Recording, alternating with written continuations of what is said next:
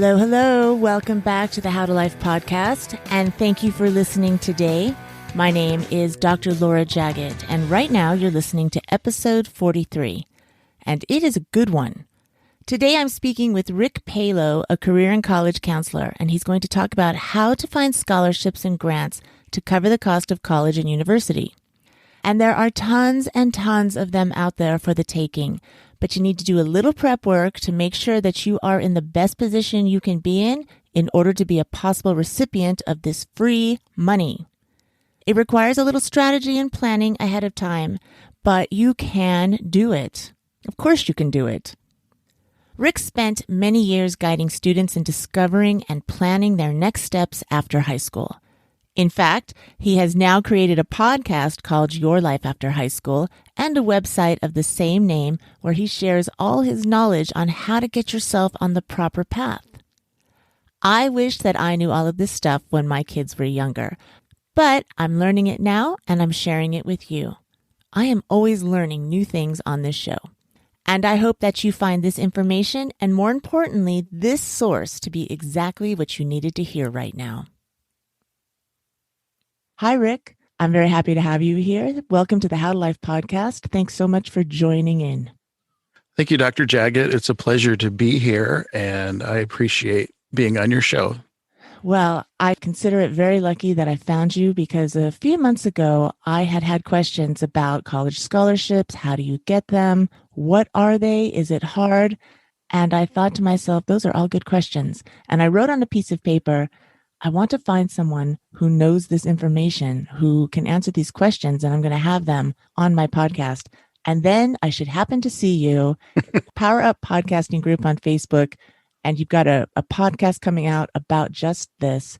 So I am very happy that you joined me. And before I continue on, because the questions are already coming, I would like you to just introduce yourself and please tell us all about you and what you do. My name is Rick Palo, and I am a college and career counselor where I help young people who are first-generation college students, middle school students, high school students, and their parents, inform them about college and career issues, including, do I go to college, creating a life plan for the student, which is ideal to start as early as possible. So middle school is not out of the question. It's a good time to start. And, life plans, scholarship search plans, which was my main specialty. That was the big ticket item when I was practicing as a college and career counselor at Montgomery High School in Santa Rosa, California. And also, working a lot with students and parents to inform them about college application processes. I wore T-shirts that said, I speak FAFSA, financial aid forms, all that good stuff. And then working with all different kinds of students everywhere from undocumented students to native-born students to foreign students, so who were exchange students at the time. So I've done it all. And what's your main focus now? Well, now I live in Jacksonville, Florida, so I'm a middle school counselor now. So I wanted to take everything that I learned in the college and career counseling job and apply it in a podcast and kind of go national with it. I think it's going to be very valuable. I know I would tune into it. I had so many questions when my kids were entering college. How do we find these scholarships? Let's start with that question. It's a big general. How do you find college scholarships? Well, it's funny because they're everywhere, and it seems they're nowhere to be found when you need them. Now, before we get into the scholarship thing, college is expensive. And I know a lot of people, and I think maybe even me in grad school, the mentality was, just take student loans, and everything will be covered. But what I didn't realize is that you leave college sometimes without a job, and you have to start paying those loans back, and they follow you for the rest of your life. So going for scholarships and or grants and making it as inexpensive as possible is what I kind of really want to talk with you about today. Absolutely. And my website and podcast is Your Life After High School. And the tagline to my show and my website is helping you find a career path that you want with a minimum of student debt, because that's really the name of the game. Because when you graduate from college, well, first you have to decide, even is it appropriate for me even to go to college? Because there are pathways now that don't require college that you can make a really good living. Like in the College and Career Center that I ran at Montgomery High School, I had a robust stream of students who wanted to be electricians and HVAC workers, and they could get into apprenticeship programs and exit that program. While they were an apprentice, they could earn 50 grand a year with no debt, and then graduate, become journeymen, and be making at least 100 to 250 grand a year, depending on how much they wanted to work, with no debt. So there are other avenues besides just going to college. And, and anybody who wants to go to college should go, because there's a lot of other benefits besides it. College just isn't for career development. But in order to earn anything and keep anything in our culture, the only thing that does that is your education. And now with the internet, we have different ways to get that information. So college may not be appropriate for you, but it's always a choice that's there if you choose to want to take it. Let's get into the topic of like affordability and scholarships and things like that.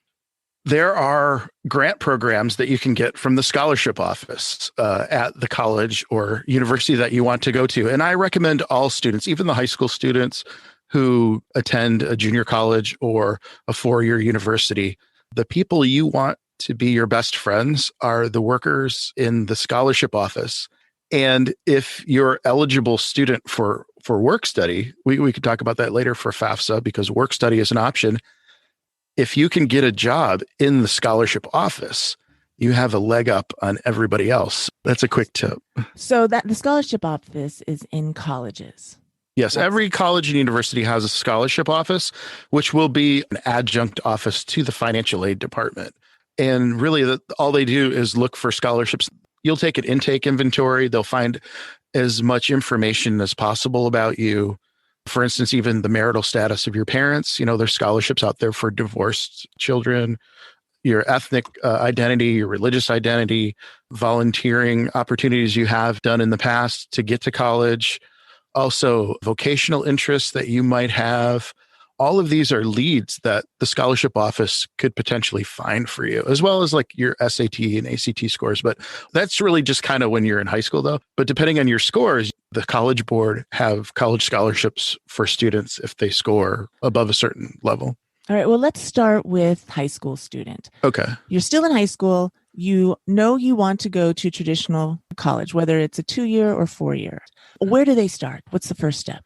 Well, the first step, a high school student should really analyze their own personal habits, like your attendance habits in school. The attendance is important because once you're going to college, you're paying for the classes. And what you got for free in high school, you're paying thousands of dollars. And then, listen to this, kids, you must buy your own books.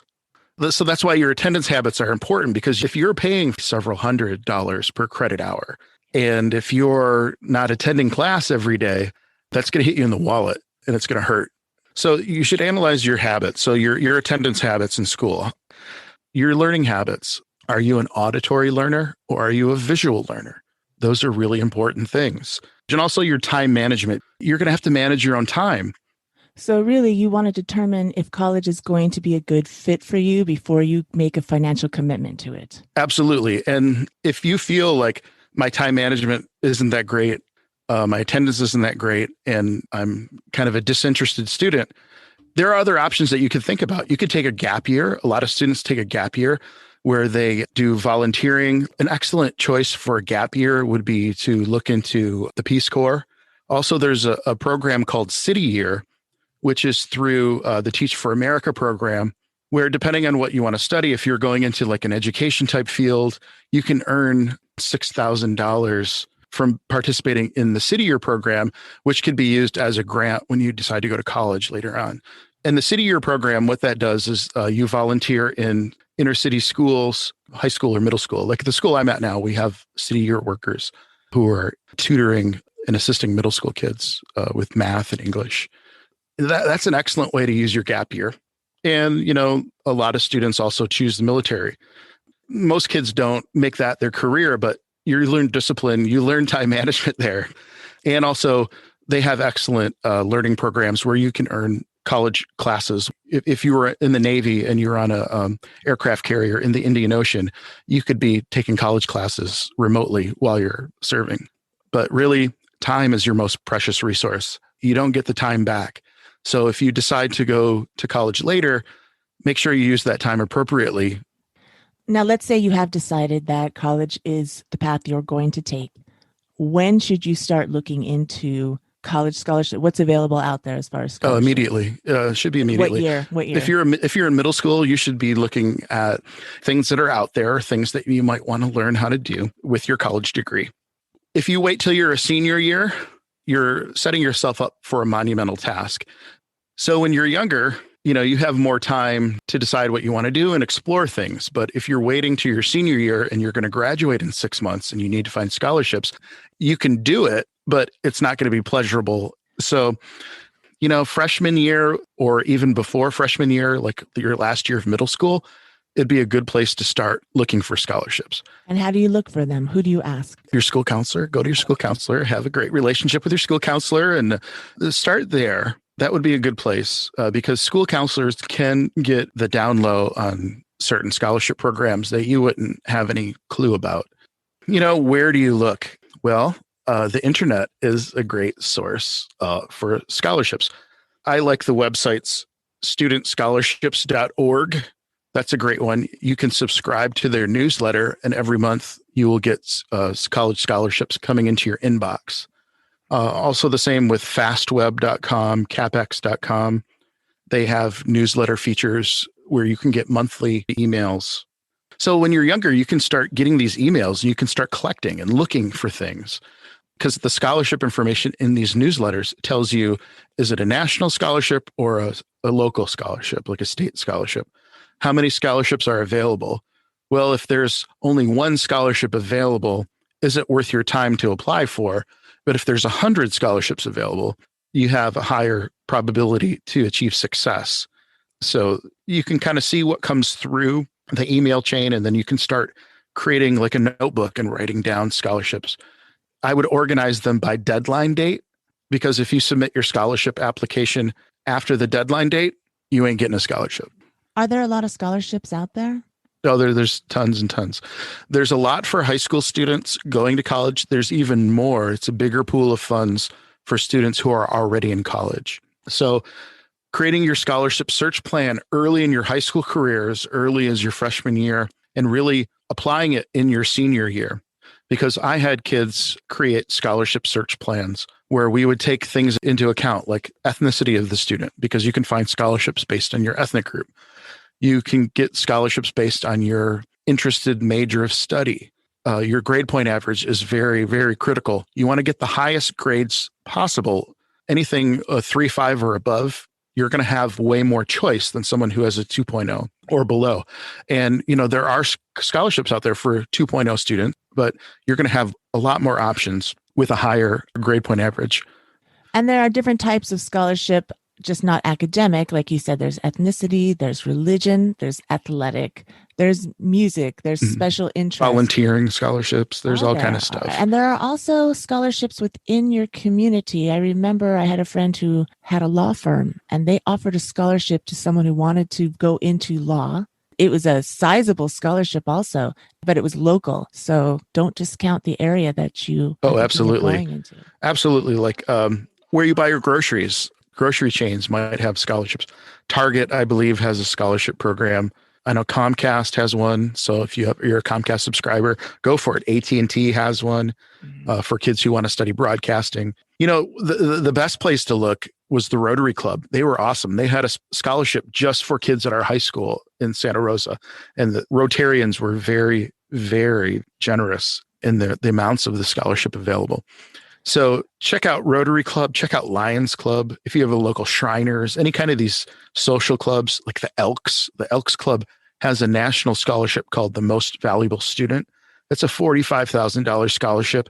It's like $10,000 to $12,000 a year for 4 years, but you have to have a really high GPA. when you apply for a scholarship, you want to know the deadline. You want to know the GPA qualifications.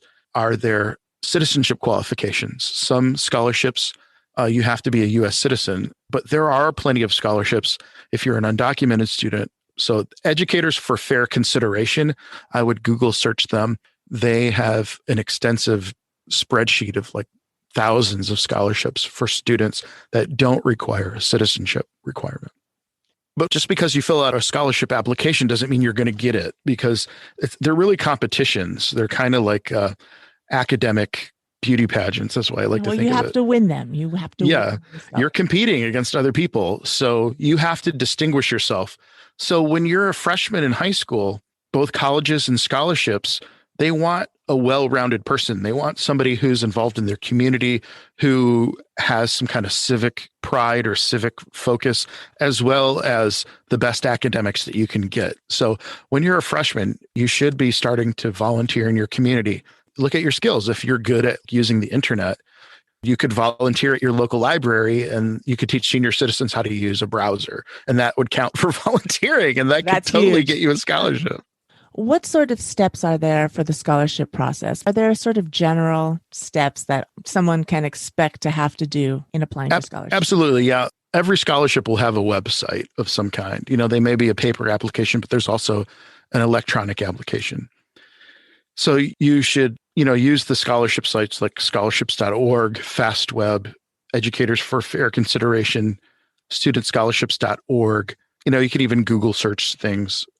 Read the prospectus to the scholarship about who it's for. Some scholarships are narrowly focused. They want a specific student. Like they want students with red hair who want to become culinary artists.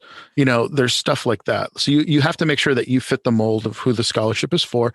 And you also want to pay attention to the deadline date. And also sometimes it's a merit scholarship. So you're going to have to submit letters of recommendation from teachers, letters of recommendation from school counselors. And if you've been making your school counselor your best friend since your freshman year, you're going to have a slam dunk getting those things in. If it's a need-based scholarship, you're going to need copies of your parents' tax records or getting an IRS tax transcript, which is free at irs.gov. And then you'd have to submit your parents' financial information. Scholarships are a mix between merit scholarship and need-based. So if you're a high grade student and your parents make more than, usually the cutoff is $60,000 a year. Anything above that, you're considered a high income family. You're not going to get need-based scholarships. You're not going to get Pell Grant from the federal government. So if your parents make too much money and you have really good grades, then you want to focus on merit scholarships. But if your family's income is $60,000 or less, you can really focus on need-based scholarships. And if your grades aren't 3.5, 4.0, but are like 2.5, you can really get a lot of money out there for need-based. So you're putting all this information in your scholarship application and you're sending it off. The scholarship should be free. You shouldn't have to pay for a scholarship. If you're having to pay to process a scholarship, like an application fee? An application fee, it's probably a scam, so stay away from it. Will you always have to write an essay? Sometimes you do, sometimes you don't. Most of the scholarships, yes, you'll have to write some kind of essay. And in your senior year, most English teachers on the high school level practice essay writing. It's for college applications. And guess what, kids? You can recycle that and reword it so you don't have to write a scholarship paragraph for everyone. Okay, that was my question. So you can recycle them or readjust them based on what you're applying for. Yeah, you can and you should, because that's an appropriate use of your time.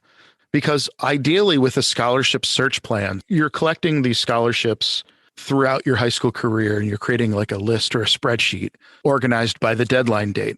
And then you should be applying for 3 to 5 scholarships a month for every month of your senior year until you graduate.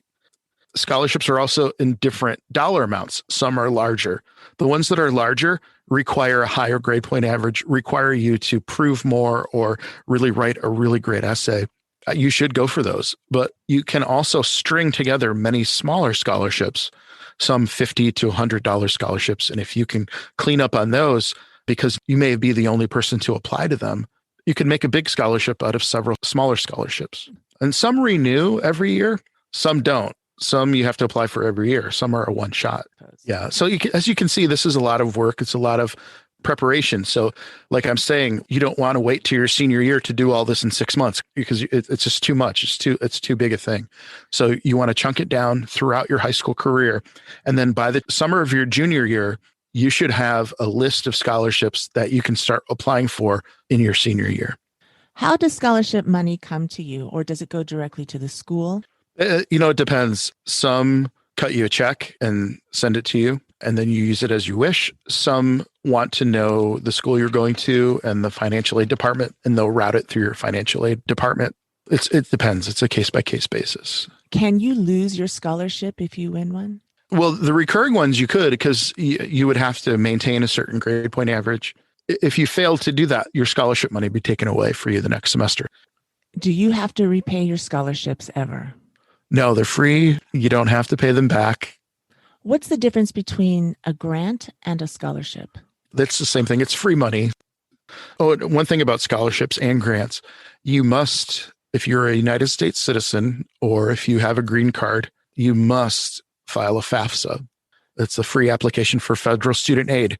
If you don't file a FAFSA, you cannot accept any scholarship money at all. So you must do your FAFSA. And if you're an undocumented student, in the state of California had a Cal Grant. So undocumented students could qualify for the Cal Grant, which is a state grant. So you have your federal financial aid form, and you might have state financial aid forms as well, in addition to your college applications that you're going to do. So there's a lot of applications, a lot of red tape.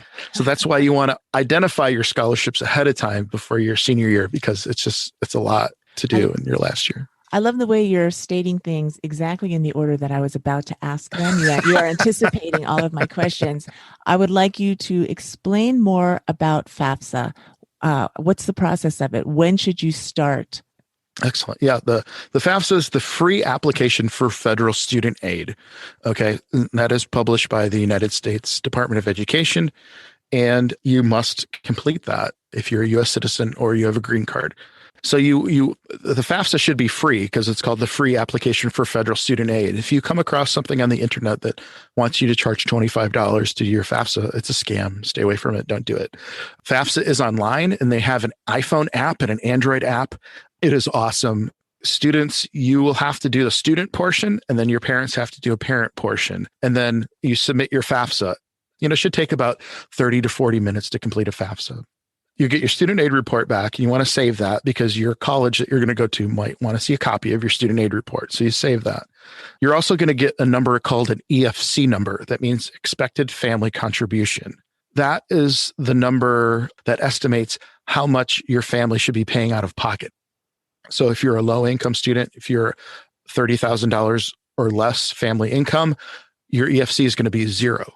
So if you're higher income, your EFC will be a much higher number. So that kind of gives parents an estimate of how much they're going to be on the hook for and paying for. Or students, if you're working for yourself, you can file your FAFSA October 1st of your senior year, and you can file it as late as June 30th. And why is it needed? Because you can't get money without it. And parents, listen to this, okay? A lot of parents are notorious for waiting till after January to do their FAFSA. Okay, parents, listen up. Some of the financial aid money comes on a first come, first serve basis, like with Pell Grant, and specifically with state aid, like the Cal Grant. If you waited, that money could be gone by the time you're eligible for it. So October 1st, do your FAFSA while you're doing your college applications. You want to definitely get it in as early as possible.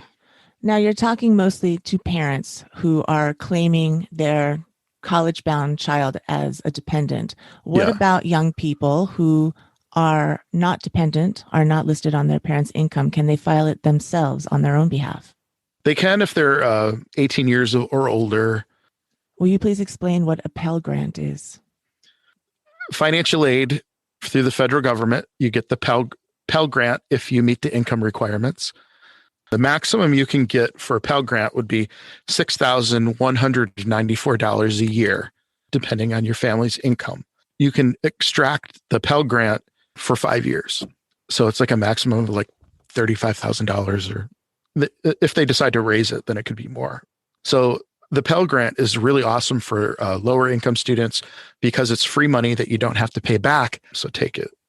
Now, there are a lot of state scholarships as well. So I live in the state of Nevada, and if you had a certain grade point average, I think it was 3.5 or above, we have what's called the Millennium Scholarship, and it can be applied if you choose to go to college in your own state. Yeah, that's great.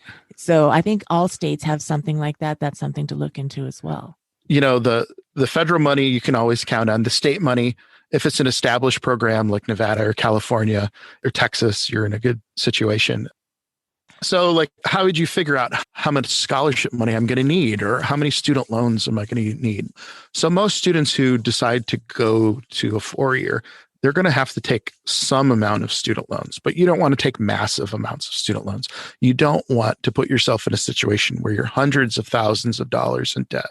It takes forever to pay these things off, kids. So I'm still paying on mine. So don't overborrow.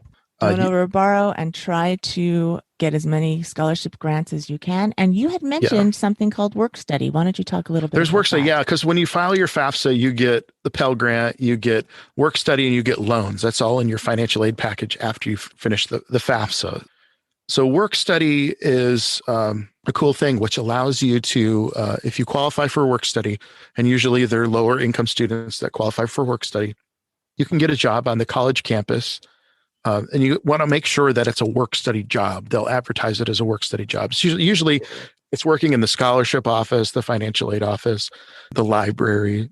But let's say you're entitled to $15,000 a year in work study funds.